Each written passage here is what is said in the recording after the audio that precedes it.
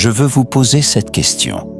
Si vous pouviez faire quelque chose d'impossible, qu'est-ce que ce serait?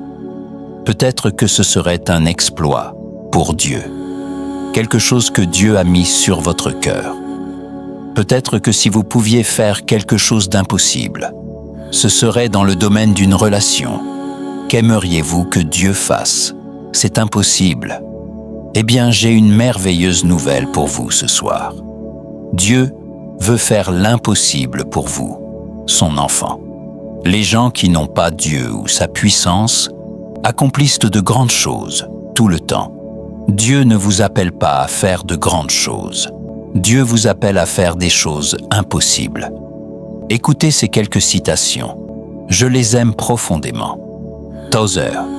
Dieu cherche des personnes avec qui il peut faire l'impossible. J'aime cette phrase suivante. Quel dommage que nous planifions seulement les choses que nous pouvons faire par nous-mêmes. George Muller. La foi n'opère pas dans le domaine du possible. Il n'y a aucune gloire pour Dieu dans ce qui est humainement possible. La foi commence là où s'arrête la puissance de l'homme. La grande missionnaire Amy Carmichael en Inde. Lorsque vous faites face à l'impossible, vous pouvez compter sur le Dieu de l'impossible. J'aime cette citation de Warren Wiersbe. Notre foi n'est pas réellement mise à l'épreuve, jusqu'à ce que Dieu nous demande de porter ce qui semble insupportable, de faire ce qui semble déraisonnable et d'attendre ce qui semble impossible. D. L. Moody. Si Dieu est votre partenaire, faites des plans grands et impossibles. Nous disons, frère Gibbs, ce sont les paroles des hommes. Écoutez ces versets. Jérémie 32, 17. Ah, Seigneur éternel, voici, tu as fait les cieux et la terre par ta grande puissance et par ton bras étendu. Rien n'est trop difficile pour toi. Jérémie 32, 27. Voici, je suis l'Éternel, le Dieu de toute chair. Y a-t-il quelque chose qui soit trop difficile pour moi? Matthieu 19, 26. Jésus les regarda et leur dit, « Aux hommes, cela est impossible, mais à Dieu, tout est possible. » Avez-vous déjà remarqué que nous avons cessé de parler de l'impossible, alors que nous servons le Dieu de l'impossible? Nous avons tous, à un moment donné de notre vie, eu le dos au mur et nous pensons, « Dieu, je ne sais pas quoi faire, je ne sais pas où aller, je ne sais pas dans quelle direction me tourner, que dois-je faire ?» Nous avons eu le dos au mur et tout semblait plutôt impossible. Il semble impossible pour nous de traverser cela sans beaucoup de douleur ou de souffrance. Il semble impossible pour nous de traverser cela sans que de sérieux problèmes financiers apparaissent. Il semble impossible pour nous d'être guéris après ce que le médecin a dit. Il y a donc toutes sortes de situations dans lesquelles nous entrons. La première chose que je veux que vous remarquiez ici, c'est ceci. Jésus est conscient de ces circonstances dans lesquelles nous avons l'impression d'être dans une situation apparemment impossible. Remarquez que je n'ai pas dit impossible, mais apparemment impossible. Cela semble impossible. Cela paraît impossible. Par exemple, lorsque vous et moi faisons face à l'une de ces situations difficiles dans la vie, lorsque nous avons le dos au mur ou que nous pensons qu'une chose semble impossible, que disons-nous? Nous disons « Oh Seigneur, qu'est-ce que je vais faire ?» Mauvaise question. Maintenant souvenez-vous, c'est très important, parce que vous allez poser cette question. « Seigneur, qu'est-ce que je vais faire ?» Combien d'entre nous l'ont déjà posé? « Oh Dieu, qu'est-ce que je vais faire ?» Ce n'est pas la bonne question. La bonne question est « Seigneur, que vas-tu faire ?» Rien n'est impossible lorsque l'intervention surnaturelle de Dieu, par le Seigneur Jésus-Christ, entre dans notre vie et dans notre situation pour s'en occuper. Si moi, et moi seul, je dois m'en occuper, je vais avoir un problème. Mais s'il commence à s'en occuper, si je le laisse faire, si je le reconnais, si je fais appel à lui dans ma situation, il va, par compassion et amour, s'occuper de cette situation, peu importe ce qu'elle est. Et souvent, nous nous demandons pourquoi les choses ne se passent pas bien. Nous nous demandons pourquoi nous n'arrivons pas à comprendre. Dieu ne veut pas que nous comprenions. Il veut que nous dépendions de lui, que nous lui fassions confiance et, comme il le dit, que nous fassions appel à lui. Non seulement il est conscient de notre situation, mais écoutez, il a toujours un plan pour nos situations apparemment impossibles. Jésus n'est jamais pris au dépourvu. Il sait toujours ce qu'il va faire, et il sait comment il va le faire. Il sait quand, où et avec quelles ressources. Peu importe ce que vous affrontez dans la vie, il sait exactement quoi faire. Alors je vais arrêter de calculer. Je vais commencer à faire confiance et voir ce que tu fais. Vous serez étonnés de ce que Dieu peut transformer dans votre vie. Nous voulons donc chercher Dieu pour l'impossible, croire Dieu pour des miracles, rêver que Dieu fasse plus dans nos vies que nous ne l'avons jamais imaginé, pour sa gloire et pour notre bien. Alors posons les bases de cela en regardant deux histoires différentes sur Jésus. Ce qui est intéressant, c'est que Jésus a été étonné à deux moments différents, pour deux raisons différentes.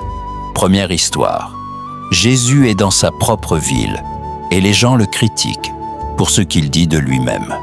Il disait « Pour qui cet homme se prend-il » Les gens se posaient des questions. Ils n'aimaient pas cela. Dans Marc 6, versets 5 à 6, il est dit qu'il ne put faire là beaucoup de miracles puissants, sauf imposer les mains à quelques malades et les guérir. Il fut étonné de leur manque de foi concernant ce qu'il disait de lui-même. Deuxième histoire, c'est un centurion romain qui avait un serviteur malade. Il va voir Jésus et lui demande de guérir son serviteur. Ce centurion croyait que Jésus pouvait guérir le serviteur par une seule parole. Luc 7, verset 9. Lorsque Jésus entendit cela du centurion romain, il fut étonné, et se tournant vers la foule qui le suivait, il dit « Je vous le dis, même en Israël, je n'ai pas trouvé une aussi grande foi. » 2 fois Jésus a été étonné. Manque de foi, grande foi. Alors voici la question, et vous seul pouvez y répondre. Si Jésus regardait votre niveau de foi, serait-il étonné par la grandeur, l'audace et la force de votre foi? Ou serait-il étonné par sa petitesse et son insuffisance? Pensez à cette dernière année. Quelle démarche de foi importante avez-vous faite? Avez-vous tenté quelque chose de si audacieux, peut-être un peu risqué, que vous n'auriez pas pu réussir sans Dieu? Et votre vie de prière, pourquoi avez-vous prié? Et si Dieu avait répondu à toutes vos prières, qu'est-ce qui serait différent dans le monde? Voici ce qui est triste pour beaucoup de chrétiens. Rien ne serait différent parce qu'ils n'ont pas prié, n'ont pas agi, n'ont pas été audacieux. Et Dieu dit, « Je peux tout faire, et vous n'essayez même pas. » Dieu serait-il étonné de votre grande foi ou de votre manque de foi? Rien n'est impossible à Dieu parce qu'il n'échoue jamais. Nous ne lisons pas dans la Bible que Dieu a essayé très fort mais que cela n'a pas marché. Rien n'est impossible à Dieu parce qu'il comprend toujours. Écoutez, le problème qui vous tourmente en ce moment même, Dieu connaît déjà la réponse. Il sait qui est la réponse. Il sait où est la réponse. Il sait comment réparer. Il sait comment changer les choses. Le problème, c'est que nous mesurons la capacité de Dieu par la nôtre, parce que nous ne pouvons pas le faire, parce que nous ne savons pas, parce que nous n'avons jamais expérimenté cela. Nous mettons Dieu à notre niveau et nous pensons qu'il dit « Je t'entends », mais ça ne marchera pas. Nous mesurons selon notre compréhension. Quand nous faisons face à un problème de mariage, de santé, de finances, d'enfants ou autre, nous voulons savoir comment cela pourrait-il fonctionner. Jean 6, 8 à 9. André, frère de Simon-Pierre, dit « Il y a ici un jeune garçon qui a 5 pains d'orge et 2 poissons. Mais qu'est-ce que cela pour tant de personnes ?» Voilà le problème. Il essaie de comprendre, de calculer. Je ne comprends pas, Jésus. Comment cela pourrait-il marcher? La foi ne signifie pas que vous devez comprendre comment. Comment exactement Dieu va-t-il pourvoir? Vous n'êtes pas obligé de comprendre. Vous êtes appelé à croire. Dieu nous aide dans les domaines impossibles parce qu'il sait que plus tard vous ferez face à d'autres situations impossibles. Et il veut que vous puissiez vous souvenir. C'est pourquoi, lorsque les 5000 hommes, plus les femmes et les enfants, ont été nourris miraculeusement, la Bible dit qu'il y avait des restes, 12 paniers. Combien de disciples? 12. Chacun portait un panier plein. Pourquoi? Parce que toute leur vie, s'ils faisaient face à une autre situation impossible, ils se souviendraient du moment où Dieu a fait un miracle si grand qu'il y avait des restes. Je veux que vous regardiez Matthieu chapitre 14. Dieu dit, « Vous voulez que je fasse l'impossible. » Il nous donne une leçon ici. C'est l'histoire de Pierre marchant sur l'eau. Sûr. Nous allons commencer au verset 22. Aussitôt, Jésus obligea les disciples à monter dans la barque et à passer avant lui de l'autre côté, pendant qu'il renvoyait la foule. Après l'avoir renvoyé, il monta sur la montagne pour prier à l'écart. Pendant ce temps, la barque où se trouvaient les disciples était au milieu de la mer, battue par les vagues, car le vent était contraire. Les disciples sont dans une barque, Jésus les y a placés, et ils sont dans une tempête terrible, une violente tempête. Une tempête qui terrorise ses disciples, même les marins expérimentés. Maintenant, regardez ce qui se passe. À la 4e veille de la nuit, Jésus alla vers eux en marchant sur la mer. Quand les disciples le virent de marcher sur la mer, ils furent troublés et dirent « C'est un fantôme !» Et ils crièrent de peur. Mais aussitôt, Jésus leur parla et dit « Rassurez-vous, c'est moi, n'ayez pas peur. » Maintenant, quelqu'un va demander à Dieu l'impossible. Oh, ils ont déjà vu l'impossible. C'est ainsi qu'il a nourri les 5000. Mais maintenant, ils vont demander l'impossible. Verset 28. Pierre lui répondit, « Seigneur, si c'est toi, ordonne que j'aille vers toi sur les eaux. » Voici la première clé. Tu dois demander l'impossible. Voyez ce que Pierre a fait. Seigneur, ordonne que j'aille vers toi sur l'eau. Tous les disciples étaient dans la barque, tous, mais un seul a demandé. Et parce qu'un seul homme a demandé, Dieu a fait l'impossible. Quand est-ce que tu as demandé pour la dernière fois avec précision? Dans Jacques, il est écrit « Demandez et vous recevrez ». C'est le mot pour demander de manière spécifique. Quand as-tu demandé l'impossible pour la dernière fois? Que demandes-tu? Quelle chose impossible veux-tu voir Dieu accomplir? Et mon Dieu dit, demandez avec foi, en croyant, et vous recevrez. Comprends-tu que ce n'est pas toi qui vas accomplir l'impossible? C'est Dieu, à travers toi, qui va le faire. Si tu penses que c'est toi qui vas y arriver, alors tu as un problème d'orgueil. Comprends-tu la puissance de ta demande? Ou bien le diable a-t-il ruiné ta foi, te faisant croire que ta demande ne changera rien?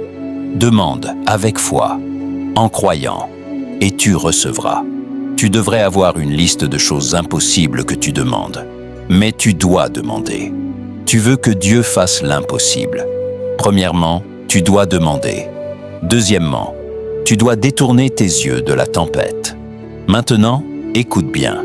Si j'avais été dans la barque, j'aurais peut-être dit « Jésus, je veux marcher sur l'eau, mais peux-tu arrêter cette tempête? Peux-tu améliorer les circonstances, s'il te plaît? » Dieu ne va pas réparer les circonstances. C'est ce que l'homme fait. Nous disons « Bon, comment allons-nous arranger ce problème? » Dieu dit « Une fois que tu me confies ce problème, tu dois détourner tes yeux de la tempête. » La tempête dans ta vie n'est pas une raison pour ne pas demander à Dieu l'impossible. Tu sais ce que le diable dit? Peut-être qu'il le fera pour lui ou pour elle, mais pas pour toi. Et tu es paralysé par les circonstances. Détourne tes yeux de la tempête. La tempête ne contrôle pas la puissance de Dieu. C'est la puissance de Dieu qui contrôle la tempête. Ce n'est jamais le bon moment pour faire l'impossible. Jamais. Attendons 1 an. Ce sera toujours impossible. Les circonstances ne gouvernent pas la puissance de ton Dieu. Écoute, tu peux lui faire confiance. Lis Hébreux 11. Aucun d'eux n'avait de plan de secours. Aucun. Nous disons, Seigneur, utilise-moi. Mais personne dans les Écritures n'avait un plan B. Ce qu'ils avaient, c'était Dieu. Tu dois abandonner ton plan B. Je crois en toi, Jésus. Je crois que tu es le Dieu de l'impossible. Mais au cas où tu n'agirais pas, non. Si je commence à couler, je veux attraper la barque. La barque, c'est mon plan B. Abandonne ton plan B, tu dois sortir. Regarde ce que dit le verset 29. Il dit « Viens ». Et Pierre sortit de la barque et marcha sur les eaux pour aller vers Jésus. Tu réalises que Dieu aurait pu le faire léviter directement? Mais il ne l'a pas fait. Pierre devait faire le pas. Qu'est-ce qu'il te faudrait pour faire ce pas? Tu n'atteindras jamais ton potentiel en jouant la sécurité. Dieu veut que tu tentes quelque chose qui soit totalement impossible sans lui. Et cela fait peur. La plupart d'entre nous aimons la sécurité. Pierre est un excellent exemple. Il était dans une barque pendant que Jésus marchait sur l'eau, dans une tempête qui effrayait des pêcheurs expérimentés. Il a appelé Pierre, et Pierre est sorti. Pendant un moment, il a marché sur l'eau, puis il a coulé, et certains disent qu'il a échoué. Oui, il a coulé, mais il y avait 11 autres échecs encore plus grands, ceux qui ne sont jamais sortis de la barque. Certaines personnes pensent qu'échouer signifie manquer Dieu. J'ai découvert que l'échec est souvent la première étape pour découvrir Dieu. Ne laisse jamais la peur d'échouer t'empêcher de faire un pas de foi. Que se passe-t-il si tu démarres une entreprise? Je ne sais pas. Il y a la foi, les conseils, la prière. Mais c'est risqué. C'est pourquoi la plupart des gens veulent des garanties. Mais certains d'entre vous jouent la sécurité, et vous le savez. Hébreux 11, 1 dit « La foi est une ferme assurance des choses qu'on espère, une démonstration de celles qu'on ne voit pas. » Le problème, c'est que nous voulons des garanties, mais Dieu ne fonctionne pas comme ça. Tu peux avoir la foi ou le contrôle, mais tu ne peux pas avoir les deux. Parfois, tu dois simplement dire « Je pense que Dieu m'appelle à faire cela. » Tu as prié, tu as reçu des conseils, tu ne violes pas la parole. Et tu dis, je pense que Dieu veut que je fasse cela. Et s'il y a échec, relève-toi. L'homme juste tombe 7 fois, mais Dieu le relève. N'aie pas peur d'échouer au point de ne pas vivre. Certains doivent lâcher le contrôle pour faire un pas de foi. Dieu ne va pas te montrer les étapes 3, 4 et 5 avant que tu fasses la première. Tu dois faire le premier pas. Pour avancer vers ma destinée, je dois m'éloigner de ma sécurité, de mon salaire, de mes garanties. Je dois prendre un risque. Et c'est ce qui fait la différence. Pas qu'ils soient meilleurs, mais ils ont pris le risque. Si tu savais ce qui allait se passer, ce ne serait plus de la foi. Essayer et échouer vaut mieux que ne jamais essayer. Si tu veux quelque chose que tu n'as jamais eu, tu dois faire quelque chose que tu n'as jamais fait. Et tu ne seras pas à l'aise. Parce que tu ne l'as jamais fait. Il y a des gens qui portent en eux quelque chose qu'ils aimeraient faire, mais ils ont peur. Peut-être lancer une entreprise, changer de carrière. Parfois, tu dois reculer pour mieux avancer. Cela demande de la foi. Ce n'est pas sans conseil, ni sans prière. Mais à la fin, c'est toi qui dois prendre le risque, couper la corde de sécurité et marcher sur l'eau. Rien ne se passera tant que tu ne sortiras pas de la barque. Certains iront dans la tombe en se demandant « Et si j'avais essayé ?» Tu ne sauras jamais tant que tu ne le fais pas. Alors ne te plains pas de ta situation si tu n'es pas prêt à faire un pas de foi pour la changer. Et souviens-toi de ceci. Ne sous-estime jamais ce que Dieu peut faire dans ta vie si tu lui abandonnes tout ce que tu es et tout ce que tu as. Je suis convaincu que beaucoup de gens sont découragés dans leur vie parce qu'ils ne l'ont jamais entièrement confié à Dieu. Dieu a le meilleur plan pour ta vie, mais il faut que tu ouvres tes mains et que tu lui abandonnes tout. Dieu est spécialisé dans ce qui semble impossible. Il connaît 1000 façons d'ouvrir un chemin pour toi. Mais quand nous le laissons agir à sa manière merveilleuse dans nos vies, il faut une foi simple, comme celle d'un enfant, pour lui faire confiance et voir ce qu'il fera dans ta vie.